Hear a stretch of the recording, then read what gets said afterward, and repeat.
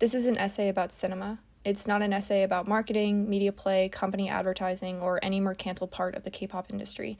It's just about cinema and what makes Blackpink's videos really enjoyable to me personally. This video is over-edited, and I'm aware of that. I got carried away, and it overanalyzes things that are small and not really so important, and I talk about them for way too long, and I'm aware of that. This is just for fun. Before anybody gets any wild ideas, I will not be beefing with YG Entertainment or anything like that in this video. My personal gripes with YG are not the focus of this video. This video is all about praise and enjoyment of the things I love about Blackpink. So I'd recommend getting a snack, and let's get into it. At this point, Blackpink are a staple of the K-pop video genre. Their videos are hugely influential on how the world sees K-pop. The colors, outfits, sets, and scenes range from simple and minimalist to larger than life and dominating, but with consistent pomp and polish that makes you think Blackpink no matter what video you're watching. Each video has its own sets, outfits, choreography, and concepts, but one trademark that you can see in almost every video is each member's specific visual coding. Each member has her own set of lighting, camera work, composition, editing, colors, and design. If you're familiar with Blackpink's videos, I guarantee that each member has a distinct aesthetic tone in your mind. There are video elements that look like a Rosé color palette, a Jisoo set piece, a Jennie outfit, or a Lisa camera movement. And it's where these four dynamics meet that Blackpink gains this incredible visual charisma. I think member-specific cinema is becoming more and more prominent in the fourth generation. You can see it in groups like ITZY, TXT, Everglow, and to some extent LOONA, although with LOONA, member-specific coding kind of lives and dies in the solos. There just really isn't enough time in the group releases with 12 members and only 3.5 minutes. I think right now ITZY is probably the most effective example other than Blackpink, but we'll talk about ITZY another day. And this is all not to say that Blackpink's music video scenes are repetitive, rather that each member has her own cinematic style. And it's the variation between these styles and the way each video weaves them together that give each Blackpink video its own unique charm. To develop these kinds of styles with consistency takes a lot of dedication and care, and I want to highlight that for each member in the video. This video is not intended to create, reinforce, or distribute stereotypes about the members of Blackpink. It's not about the actual personalities of the members as people, but rather the specific techniques used by the directors of their videos to create different appeals over a large videography. Today, we're going to go through each member and see what she quote-unquote looks like within Blackpink's video style. Keep in mind that this is by no means a hard science, and my interpretation is solely based on my own personal opinions and observations. So if you're very familiar with Blackpink's videos, try and play a game with me.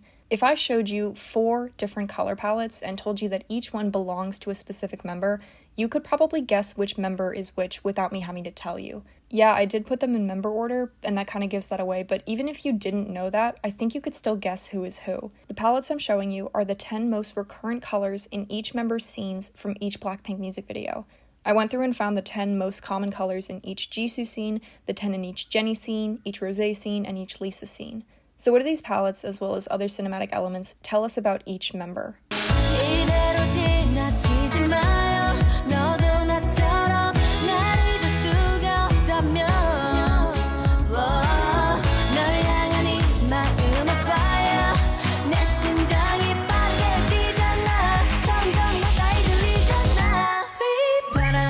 Jisoo has what I think is the weirdest style within Blackpink for her own personal targets, but I feel it suits her perfectly. In fact, her style is one that should be totally against the Blackpink image, but I'll get into that in just a minute. Cinematically, Jisoo is the member of mystery and nobility. Her color palette includes rich purples and royal blues, such as the classic violet and amethyst, as well as navy and sapphire. Her palette is regal and queenly. Jisoo suits jewel tones and consistently has the coolest temperature and darkest shade of colors out of all the Blackpink members. Her warmer colors include magenta and bronze, a few lighter pinks, and a consistent yellow accent color. Her most important colors are purple and black. Jisoo plays a really interesting role in Blackpink's cinematics. She's the group's visual as well as a vocalist, and she's the oldest member, and those roles typically come with more traditionally quote-unquote flattering scenes. K-pop wants its visuals to look beautiful and its vocalists to look elegant and its oldest members to look mature and respectable. And while Jisoo satisfies all those targets naturally, she's also the member who gets the most out-of-target scenes. Jisoo's sections are intense in shadow, color, and set pieces, constant close-ups, hyper-focus on eyes, very dark color schemes. Out of all the members, Jisoo is the most likely subject of a supernatural or fantastical or period piece themed scene. I think the directors just aren't as afraid to get weird and go off target when it comes to Jisoo. From the way she's shot in these videos, Jisoo is something of an old-world vampire, and her romanticism is the kind that plays with shadow, darkness, secrecy, and mystery. As the visual, you'd expect her face to be this constant neon sign in Blackpink's videos, but the directors prefer to cloak her in shadow, making her more supernatural. I think this is a huge reason why her hair doesn't change as often. Soft blacks and purples are a huge part of her romanticism, and a lot of that comes from her hair. Long dark hair and long dark silhouettes, black jackets, black dresses, black shirts and hoodies, floor-length gowns, winged umbrellas, medieval architecture, glossy pianos. Jisoo is the member surrounded by smoke, fog, dark water, running through old castles, or locked away in closets in dark theaters. So what are Jisoo's defining cinematic elements? My favorites are lighting and shadow. Jisoo's visuals are constantly playing with darkness and shadow. The camera and the lighting often obscure details at the beginning of a shot and then reveal them slowly throughout the scene. Shadow is a very important element in Jisoo's compositions, from more obvious, stark compositions like in Playing with Fire, to more subtle shifts from darkness to light, which you can see in Do Do Do Do and Kill This Love. Blackpink's videos constantly show shadows passing over Jisoo's face into light. I mean, once you start looking for it, you can see it all the time in her scenes. For all that Blackpink's videos are bold and in your face, this shadow motif is prominent in a lot of Jisoo's compositions. I don't think there are many K-pop groups out there that prefer to hide their visual in darkness or obscure their faces. The aloof, mysterious visual is not a new concept in K-pop, but Jisoo's visuals aren't really aloof at all. There's a ton of emotion in this darkness motif, feelings of longing, intimacy, creepiness, and yeah, romance. Jisoo's scenes borrow a bit from gothicism, and gothic atmospheres can involve the uncanny and the unexplainable. There's this idea in cinema called the anatomy of a creature, and it's basically how you use aesthetics to create a metaphorical creature or phenomenon within one person. Jisoo's phenomenon is a creature of the night. The repeated motif of shadow into light, darkness into focus, obscurity into clarity gives Jisoo this paranormal cinematic feeling. A beautiful face emerging from darkness into light is a classic motif of vampire movies. Come to me, Arthur. Leave these others and come to me. My arms are hungry for you, my darling. Kiss me and caress me, my darling husband. Please. Okay, pause. So this does not count as a traditional vampire movie, and this movie is kind of bonkers. Honestly, what a choice by Coppola to name his Dracula movie Bram Stoker's Dracula. As if Bram Stoker, were he to rise from the grave, would choose this movie as the perfect adaptation of his book. That is slapping your dick on the table. All jokes aside, though, this scene is fantastic. It's the best part of the movie, it chews the furniture at every moment, and it's such a cool interpretation of the classic dramatic vampire. Back to Jisoo. While I know some people feel that Jisoo gets the short end of the stick when it comes to Blackpink's scenes, I think her subtlety is what makes her so alluring. Compositionally, Blackpink's videos highlight Jisoo's face shape, her mouth, and her eyes. This creates a kind of unbroken hypnotic gaze between Jisoo and the viewer over multiple videos. You start watching one, you move to another, and she's still looking at you. Jisoo's shots are consistently more desaturated, with more shadows and more gray tone and fewer white highlights. Even in bright scenes, there's less overall color to the composition. Architecture and nature are motifs I associate with both Jisoo and Rosé, but in different ways. Where Rosé gets these otherworldly, romantic sets, Jisoo has darker, more mysterious shots.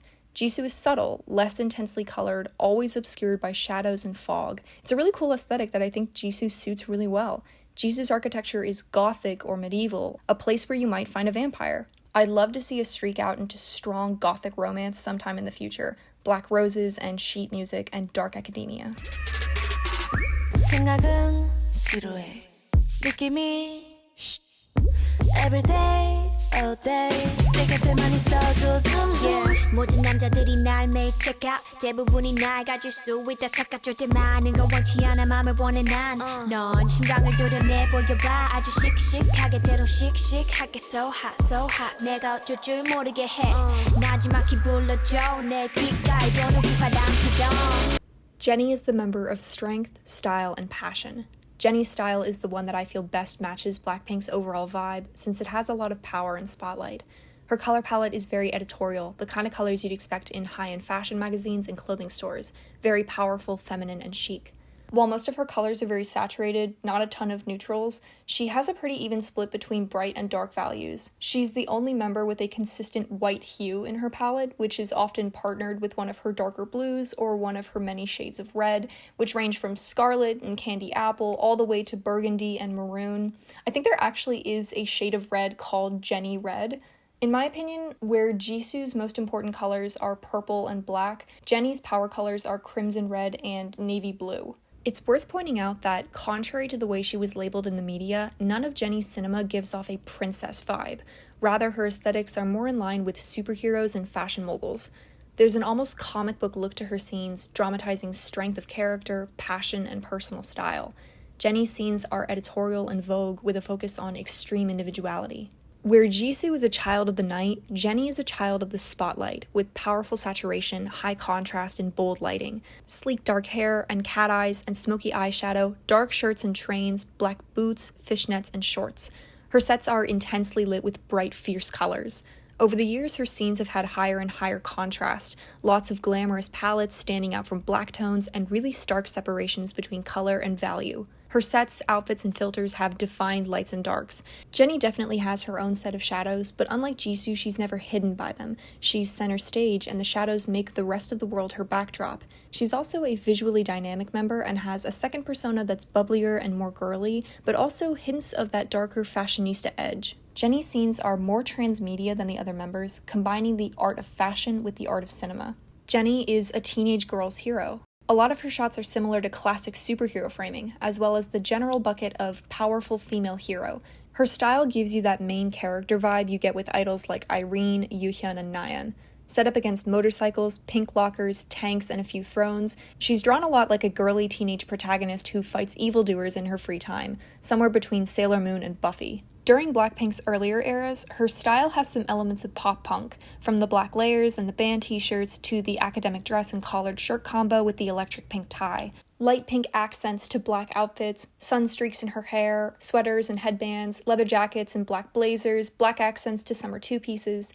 More recently, her style has evolved to incorporate more glitz and glamour, with jewels, simple cream and black color schemes, and really high detail makeup. She also comes through with a great hat in Kill This Love. I love hats. Solo isn't a group release, but it uses a lot of the same techniques. That rich Jennie red, the creams and cool blacks, the teenage heroine storylines.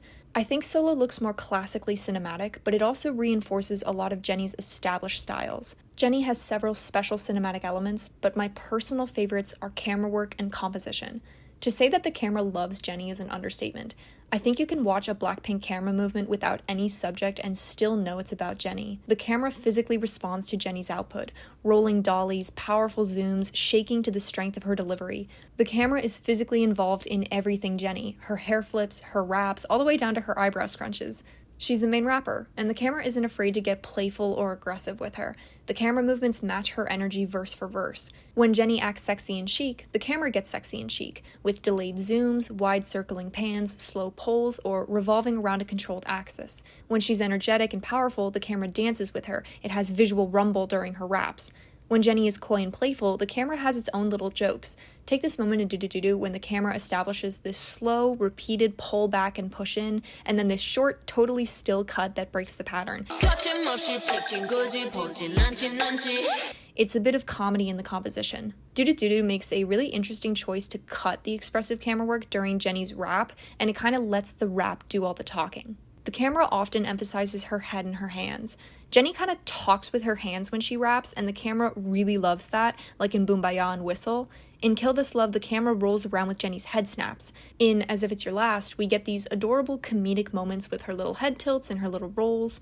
Let's talk about the idea of moving composition. Where paintings and sculptures and comics can kind of simulate movement in their compositions, moving composition is a cinematic effect where the actual full composition of a piece is created by movement of camera, set, lighting, or subject. I think I'm scared, I have no time. I scream out loud just to see if I'm alive. I think I'm scared, I don't know why. So leave the lights on, stay inside, 'cause I'm scared. Watch the way this role in Whistle goes from a slightly emphasized Jennie to a majorly emphasized Jennie. As an audience, we're naturally drawn to people as subjects, so with Lisa here, there's a chance she could distract from Jennie, with Jennie being the main subject of the shot, but the camera keeps Jennie at the center of the axis and tilts from a level angle to a slant that pushes her into the center of the frame. The effect is that the camera visually simulates us as the audience being drawn into Jennie's orbit. She waves her fingers and becomes the center of gravity. In one sentence, I'd say Jennie's camera work is designed to make Jennie the center of gravity. Jennie's appeal is a combination of teenage heroine and superpowered fashionista. I think one of the things that personally irks me about the way some people portray Jennie is the idea that she's just a stone-cold steel badass. I mean, yeah, the girl is badass and she can play aloof like the best of them, but if there's one consistency to be found in Jennie, it's warmth. From her warm creams and fiery reds, her intense spotlights and saturation, her adorable smiles and her nose scrunches, and the way she commands the center of gravity, Jennie is the sun in Blackpink's solar system. And a lot of what I personally love about Blackpink rises and sets with Jennie. 나지막히 불러줘 내 귓가에 도는 바람 기동 이대로 지나치지 마요 너도 나처럼 날 잊을 수가 없다면 널 향한 네 마음은 fire 내 심장이 빨개지잖아 점점 가까이 들리잖아 휘밤. When it comes to Rosé, I think her visual coding is the easiest to identify. It's one of the most consistent styles, and because Rosé is usually the frontrunner of the pre-chorus, her style is the one that signifies the first major shift in most of Blackpink's videos. Rosé is the member of romance and emotion. Her color palette is probably the easiest to guess, since it's completely dominated by pinks, darker pinks like ruby and cerise, and lighter pinks like French rose and watermelon. Even her neutral tones are usually pink. Pink accent lighting, pink makeup, pink undertones, pink backdrops. Her hair is dyed in shades of blonde, strawberry blonde, and berry colors. Like Jisoo, she has a few purples, but none of those like royal, queenly jewel tones. Instead, she has soft mauves, heathers, and lavenders. She has one very light, icy blue accent color and an extremely pale blush pink. Rosé's sections have higher saturation, but lower contrast, adding lots of color but no strong black tones or harsh highlights or shadows. The overall look is vibrant but soft. The highlights in these compositions are usually white-toned instead of hued, and the shadows are usually hued instead of black. All of these colors and lighting choices give Rosé's scenes a very dreamy, soft, and romantic look. Rosé's imagery borrows a few characteristics from romanticism, with a capital R, with an emphasis on expression, powerful emotion, nature, and a rejection of realism. Long flowing hair, long flowing dresses, long sleeves and boots, ruffles and layers. Rosé is the member surrounded by sand, sky, sunlight, storms, and flowers. Rosé is filmed very feminine, with a lot of focus to hair, lips, and shoulders. For Rosé, I have two favorite cinematic elements. The first is focus. In almost all of Blackpink's videos, the camera goes in and out of focus during Rosé's scenes, especially during defined shots of her face. We see it in Whistle, Boombayah, Playing with Fire, a lot. Stay, Kill This Love, How You Like That, Lovesick Girls, and of course, Do-Do-Do-Do. This combination of high saturation, low contrast, and in-and-out focus creates a very feminine, soft appeal, and contributes to the underlying feeling of being caught outside time and space. Rosé is the main vocalist with an acoustic-adjacent voice. Her color scheme is very pink and soft, and the focus-changing close-ups create a very intimate feeling. These appeals are very romantic in nature, and by physically softening the lines of a scene, the camera creates emotion. Romance, heartbreak, mystery, allure, attraction. Rosé's appeal is one that evokes passion and sensitivity, and all the emotions in between. It also makes her more enigmatic and mysterious. She's always just out of reach, so close yet so far. I'm going to go on a little tangent here and talk about one specific thing I love with Rosé that I call the float. Her scenes are full of things floating. A curtain off to the side, paper and streamers in the streets, her red hair in the cathedral, her entire body in space. Rosé is frequently shot to look like she's floating within her sets. Up on the chandelier, the camera doesn't bother to keep her in center, so she looks weightless. On the floor of the cathedral, regular Rosé stands very stable and unmoving, whereas Goddess Rosé has floating hair, floating fabric, and even her hand movements drift in the air to make her body and dress seem weightless. Her head will drift across the frame, very unconnected to whatever gravity the camera is bound by. In Kill This Love, we see her body sinking through the air during the storm, hair flying, slow motion, and we never see her feet on any solid ground. This out-of-time, out-of-space scene is immediately followed by Jisoo's feet running across the floor, so we have this sudden change of contrast. In Whistle, we see Rosé spinning in a pink void surrounded by white sand, which could look like a cloud. Her face rolls in and out of focus through the air. This is right on target with her visual appeal. It's very ethereal.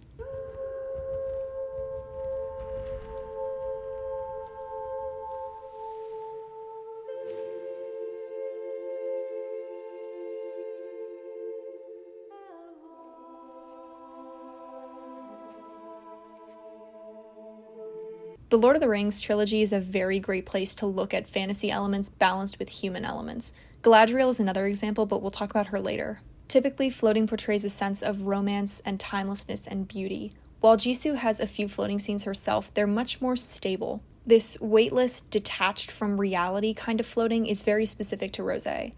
Where Jisoo is obscured by shadow, Rosé is obscured by light. Strobe lights, flashing lightning, torches, headlights, sunlight, bright props, and neon signs. Jisoo's motif moves her out of the shadows into the light, but Rosé's motif moves her into the light and out of visibility. She's literally too bright to look at.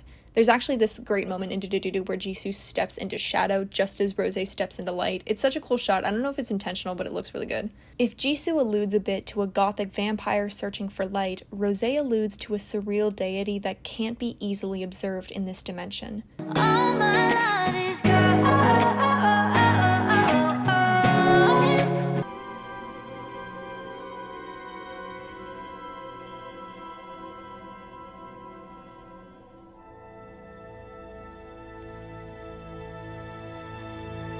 There she is. This is such a great scene, but every time I watch it, I just want to watch Galadriel, and instead we get, "Where is Gandalf? For I much desire to speak with him." Like, dude, do you have a job or something? On a slightly more literary level, Rosé is not a part of our dimension the way Jisoo and Jennie are.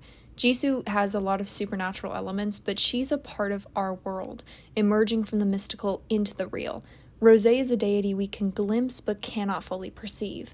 We're seeing her through the veil of Blackpink's dimension. Going back to visual romanticism, Rosé rejects realism. She rejects gravity, she rejects visibility, and she rejects linearity. Going back to The Anatomy of a Creature, the cinema that personifies a goddess, gravity, light, movement, and the elements.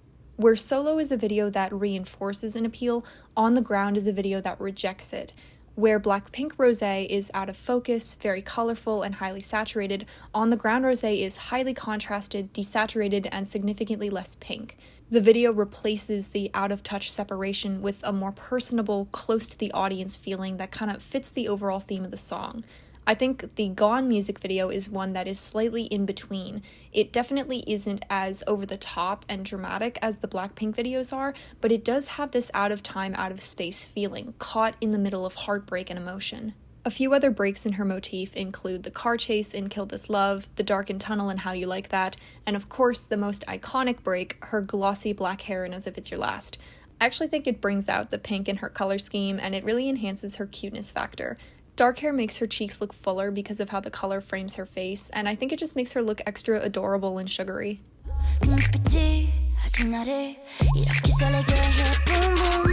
24, 365 오직 너와 같이 하고파 낮에도 이 밤에도 이렇게 너를 원해 Yeah, 언제나는 stylin' 도도하지만 네 앞에선 darling 뜨거워지잖아 like a desert island 널 알아갈수록 울려대는 마음속 그만해 빼 넘어와라 내게 boy 이젠 checkmate 게임은 내가 win 난 널 택해 안아줘도 세게 눈가 널 가로채 하기 전에 내가 Lisa, in one word, is bombastic. In Do Lisa calls herself Foxy, and I think that's the perfect description. She's foxy, she's a babe. Her positions are main dancer and lead rapper, which combine a very active and kinetic style with the in-your-face bluster seen in some of Jennie's rap scenes. I think the people who love Lisa's style would recognize an unparalleled level of energy and enthusiasm in her scenes. The first few videos really emphasized her position as the maknae, but later videos like Do and Kill This Love gave her a more mature presentation. So what are the basics? Lisa's color palette has a fuck ton of hues and is the most quote-unquote complete in terms of the color wheel. Instead of sticking to one main set of colors, purples and blues, reds and blacks, pinks and pinks and pinks, Lisa is all over the spectrum. She's the only member with all three saturated primary colors. She's the only member with a prominent green color. Her palette is really bright and really saturated, and it has the least neutrals or support colors. If Jisoo is the vampire, Jennie is the hero, and Rosé is the deity, Lisa is the wild card. Lisa is the most malleable member in Blackpink, with by far the highest number of definable personas within one videography. The other members have variations that reinforce the same kind of coding. Lisa, on the other hand, has a variety of codes, and she's got the most versatile cinematics out of all the members. Don't get me wrong, Lisa does have a main style, and her sub-styles, if you could call them that, are usually interconnected, but a huge element to that main style is versatility. Lisa is subject to change. Lisa contains multitudes, including but not limited to the scrappy little punk, the rebellious schoolgirl, the in-your-face badass, the scorned woman, the diva, and of course, Goody Proctor. I've said before that Lisa is, in my opinion, one of the most expressive K-pop performers, and her ability to jump in and out of aesthetics is a really big selling point. Lisa gets to be on all sides of the playground in a way that the other members kind of can't.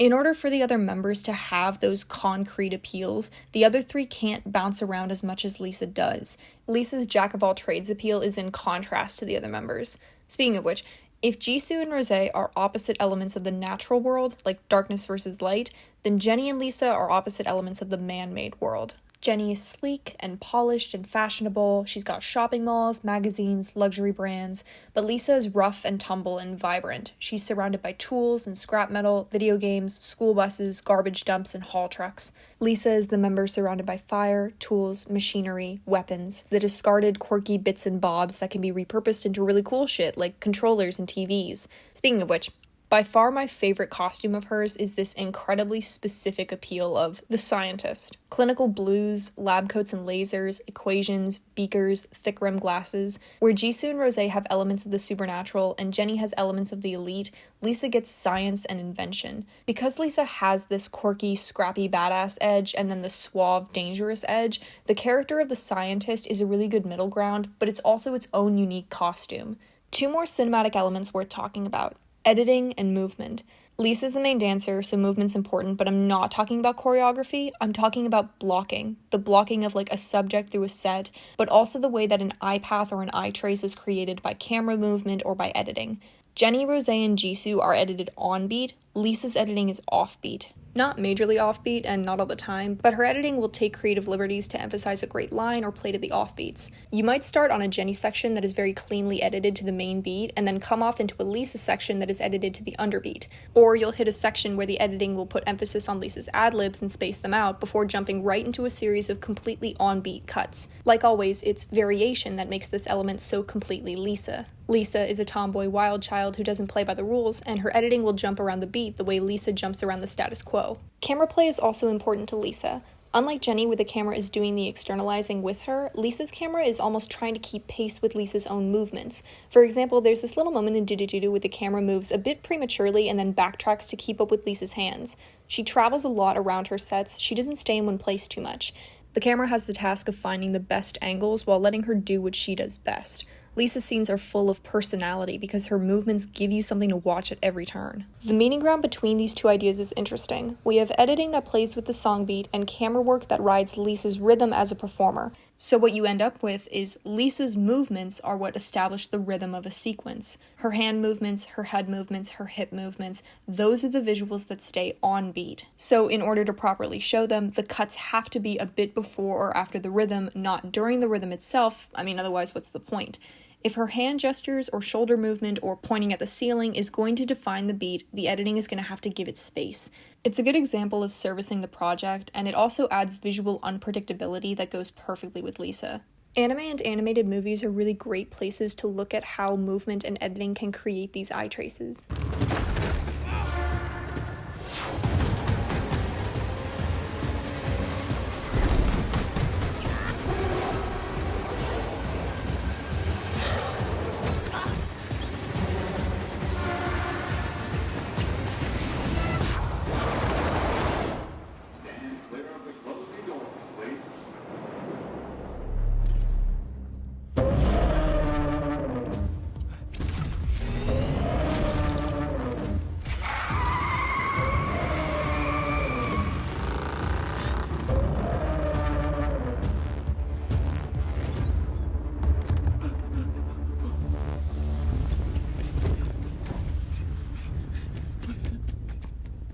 Yeah, I think it's a Banksy. I think the versatility of Lisa's style contributes to her incredible popularity. There's something for everyone when you watch Lisa. All this isn't to say that Lisa is out of place in Blackpink's videos, more like the video itself is a tool for letting Lisa set the stage. Lisa is the most important element of her scenes, and she's the X factor that the rest of the scene jumps to match. Her charisma physically alters the visual landscape, and she's so cool. All of her sets, her outfits, her substyles still feel like Lisa, because her magnetism is completely her.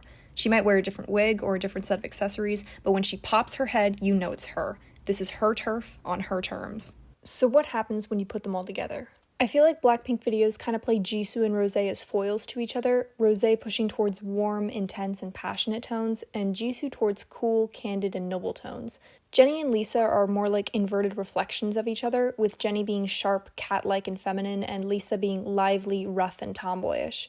I find that color palettes afforded to Jisoo typically contrast Rosé and complement Jennie, whereas Lisa is contrasted to Jennie and in complement to Rosé. I like these moments, like in As If It's Your Last, where each member is wearing her main color, yet the scene remains cohesive in tone. When you have group scenes that fully synchronize their visual coding, they become some of the most remarkable. These moments are usually reserved for the chorus or the choreography scenes, like in Do Do Do Do, As If It's Your Last, and Whistle. There are also scenes that become special because they completely break the motifs. There will sometimes be group scenes where the coding is either middling or left out, which is why scenes like this, despite having the spotlight of the chorus, are somewhat less memorable. These scenes neither reinforce nor deliberately break the coding, so they kind of come off as less remarkable. If you've been paying attention, you may have noticed certain Blackpink videos that have been missing so far from the video, namely the more recent videos like How You Like That, Ice Cream, and Lovesick Girls. The reason why these videos were excluded is because this era of Blackpink is what I would call the breaking era, or the era in which all that separation between styles starts to break down. Starting with How You Like That, the members begin swapping styles. How You Like That is kind of in between. It's like a send-off for the previously established styles and an entry into the new styles. Rosé is the one hidden in darkness and shadow, whereas Jisoo is surrounded by light and color.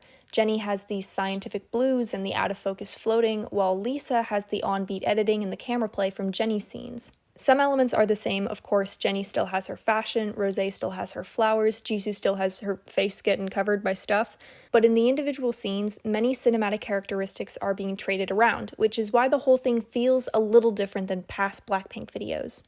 And now we come to my darling, my baby, Ice Cream. I said it back when I first reviewed it with my sister, and I'll say it now. Ice Cream is one of Blackpink's best music videos and one of the best videos of 2020. It's an incredibly cohesive video, and it shows off how amazing Blackpink look when all their styling and all their sets are unified. I love the stuff we've talked about already, don't get me wrong, but this just shows that Blackpink can nail the same thing other girl groups do. When they all shoot for the same appeal, they still look like themselves, just enjoying the same style. Ice Cream is a total rejection of all of Blackpink's prior styling. I don't think they were ever this bright and pastel before, even in As If It's Your Last. I remember when my sister and I were gushing over this video, we loved this scene in particular because they all trade aesthetics. Jisoo has Rosé's style, Rosé has Lisa's style, Jennie has Jisoo's style, and Lisa has Jennie's style. This is the closest I think we've ever seen to Blackpink wearing a team uniform, the way that Twice used to do, and occasionally Red Velvet, although Red Velvet were usually doing it to make a statement. Anyway. And then we get to Lovesick Girls. Besides being one of Blackpink's best songs, it's one of Blackpink's best concepts because it destroys separation. The video starts by redefining what we already know. Jennie in red, Lisa in green, Jisoo in purple, Rosé in pink. Then we see Lisa's green accents given to Jennie and Jisoo. Lisa has Rosé's striking pink top on top of Jennie's all-black ensemble. Rosé gets Jisoo's dark flowing silhouette, and Jisoo gets Jennie's smoky eye in the pop-punk styling. Jisoo is surrounded by flowers and sunlight, Rosé is muddy by black paint, Lisa is open to the wind and sky, Jennie gets the costume drama. Where Rosé's scenes usually let you hang long and stare at her, that crazy sporadic editing from Lisa's Kill This Love is now Rosé's. Jisoo is the one floating in the breeze, cut off from gravity, Lisa gets some punkish imagery of her own. Jennie's is a little harder to talk about since the footage was changed, but that soft white and green color scheme is still present.